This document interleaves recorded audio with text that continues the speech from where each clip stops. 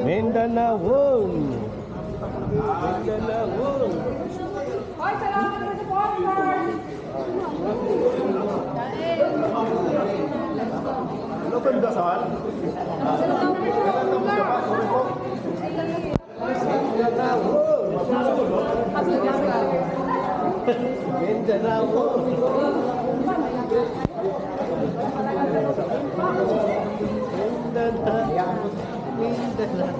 Drone lang sa akin. Antay ko. Tinanong namin yung namingwit. Ayaw daw niya.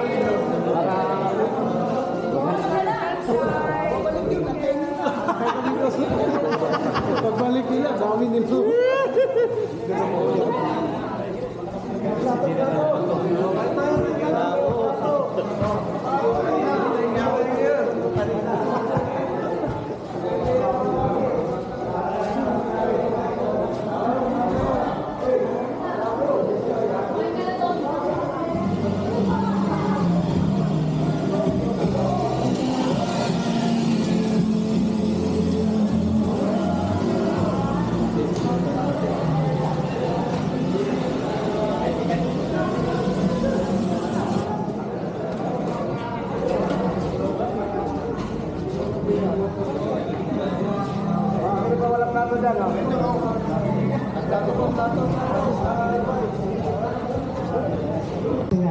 Yung samahan nyo ay ano na yan,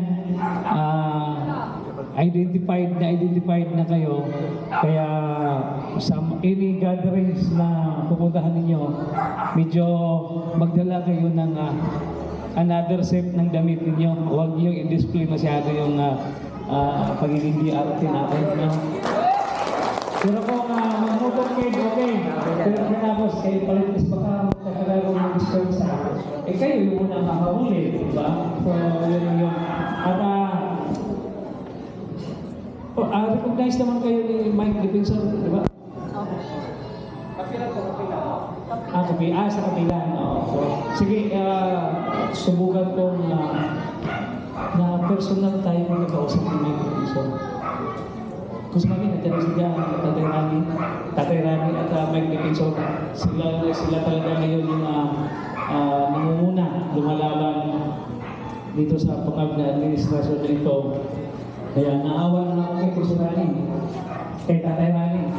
Araw-araw, nandun, after session niya, punta na kagad sa Senado para ipakita na talagang ayaw na nila, ayaw na natin ng ganitong sa sitwasyon, ganitong pamamalakad ng gobyerno.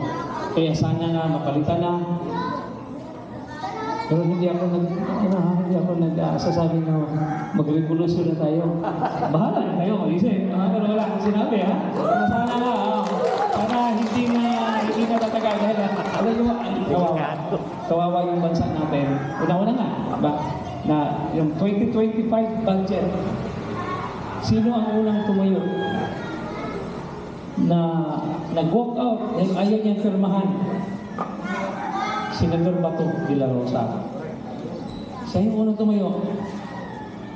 Kaya lalong pinag-iinitan ngayon. Pwede naman kasi hindi i-recognize yung ICC warrant. Pero sa kagustuhan nila na mabura ang mga Duterte, Duterte supporters, mga Duterte, kaya talagang pinupunto nila may isa-isa. Pero di ba, kung ano yung pinakita ni Senang Bato doon sa Senado, buwis buhay yun.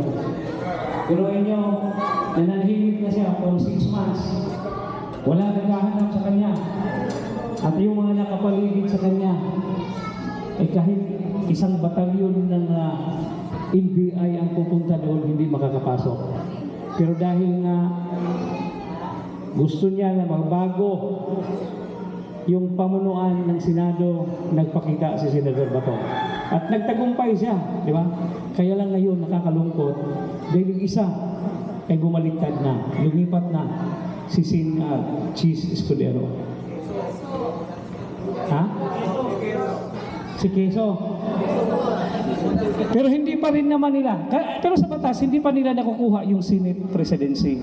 Kasi may quorum sila pero hindi yun sapat. No? Kailangan talagang 13. Although si Bato hindi nila makikita ngayon.